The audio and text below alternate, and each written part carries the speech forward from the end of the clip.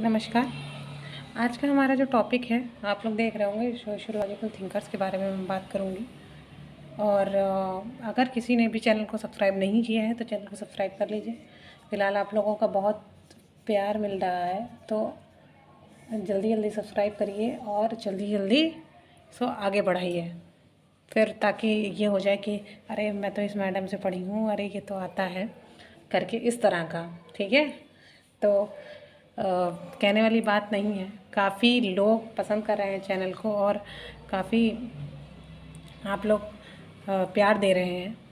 तो इसी तरह से जो है अपने प्रेम को बनाए रखिए पढ़ाई के प्रति।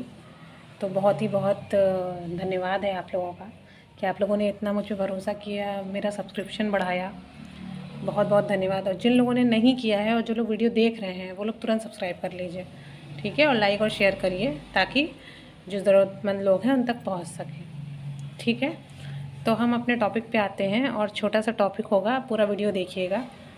ठीक है आप लोग। तो सोशियोलॉजिकल थिंकर्स के बारे में बात करेंगे, जो कि बीए सेकेंड ईयर के टॉपिक में पूछा जाता है, थर्ड सेमेस्टर। ठीक है, थर्ड सेमेस्टर का है। वैसे तो पूछा हर जगह जाता है, और ये मैं मेनली जो टॉपिक लेकर के चल रही हूँ तो यूपी हायर एजुकेशन इसलिए बता दे रही हूँ क्योंकि वो लोग जो यूज़ कर सकते हैं, देख सकते हैं, नहीं तो उन लोग ढूंढेंगे तो उन लोग को नहीं मिलेगा अगर वो लोग डालेंगे यूट्यूब पे, तो इसलिए मैं बताना उचित समझ रही हूँ। तो फ़िलहाल देख लेते हैं। हम लोग आज बात करेंगे एमाइल दुर्कheim की, जो कि दुर्कheim हम लोग कहते हैं हिंदी में। इन्होंने थ्योरी ऑफ डिवीज़न दिया था, जो कि काफ़ी इंपॉर्टेंट है, तो आप लोग को ध्यान रखना। देखिए, हम लोग मेन चीज़ें पढ़ेंगे, इन्होंने क्या क्या दिया था ये जानना ज़रूरी है हमें। ठीक है, तो सबसे पहले इन्होंने सोशल सॉलिडारिटी के बारे में बताया कि सामाजिक सावयव एकता जो होती है वो कैसे होती है, और समाज के बारे में इन्होंने बताया। तो इन्होंने बताया 2 प्रकार का समाज होता है, जैसा कि आप देख सकते हैं, प्री इंडस्ट्रियल और इंडस्ट्रियल सोसाइटी। तो हम ये जान लेते हैं प्री इंडस्ट्रियल, पूर्व औद्योगिक समाज क्या होता है। तो पूर्व औद्योगिक समाज, देखिए यांत्रिक समाज भी कहते हैं इसको यांत्रिक समाज भी कहते हैं। अच्छा, यांत्रिक समाज में क्या इसकी विशेषता होगी और क्या होगा, ये प्री इंडस्ट्रियल से आप समझ पा रहे होंगे कि इंडस्ट्रियलाइजेशन होने से पहले का समाज, मतलब उस समय इतना विकसित नहीं था मानव क्या करता था कि एक साथ रहता था। किसी एक ने कोई गुनाह किया, किसी एक ने कुछ क्राइम किया अगर, तो वो पूरे समाज के प्रति क्राइम माना जाता था। और ऐसे कानून को ये लोग क्या करते थे, दंडात्मक कानून, तुरंत उसके हाथ काट दिए, आंखें निकाल लो, कुछ ऐसा करके उसको मार दो। ठीक, तो इस तरह का होता था। सब लोग एक साथ जुड़े होते थे। किससे जुड़े होते थे? परंपराओं से जुड़े होते थे।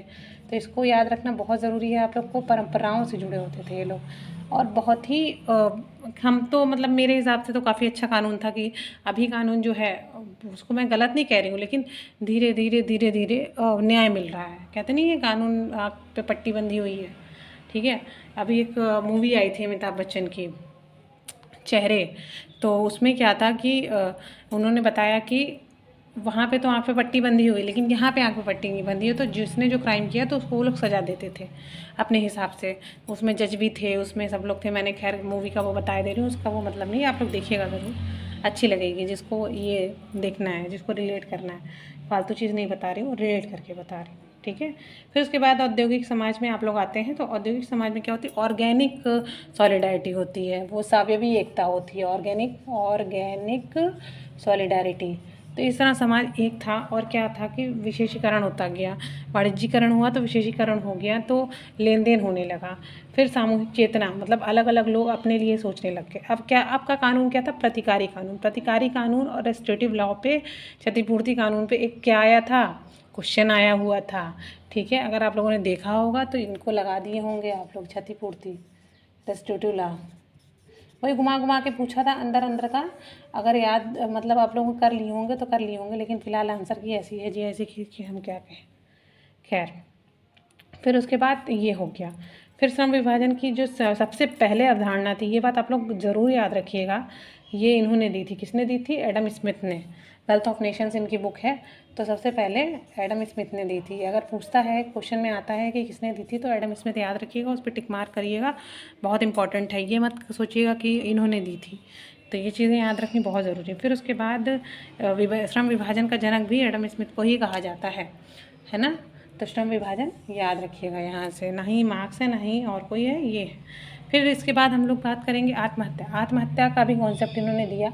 आत्महत्या इन्होंने बताया कि 3 प्रकार की होती है। वैसे तो मेन 4 प्रकार भी इन्होंने कहा, मेनली हम लोग 3 प्रकार मान के चलते हैं जो कि हम लोग पढ़ते हैं, परार्थवादी, अहमवादी, ठीक है, और एक सामान्य भक्ति। उसमें क्या होता है देखिए, परार्थवादी अपने सती प्रथा वाला पढ़ा होगा कि मतलब किसी और के लिए, मतलब आप अपने में नहीं हैं, आप ऐसा कर रहे हैं कि समाज के लिए आप कुछ ऐसा बलिदान दे रहे हैं, दिखा रहे हैं कि अरे मेरा तो पति नहीं है तो मैं सती हो जाऊंगी करके, ठीक है।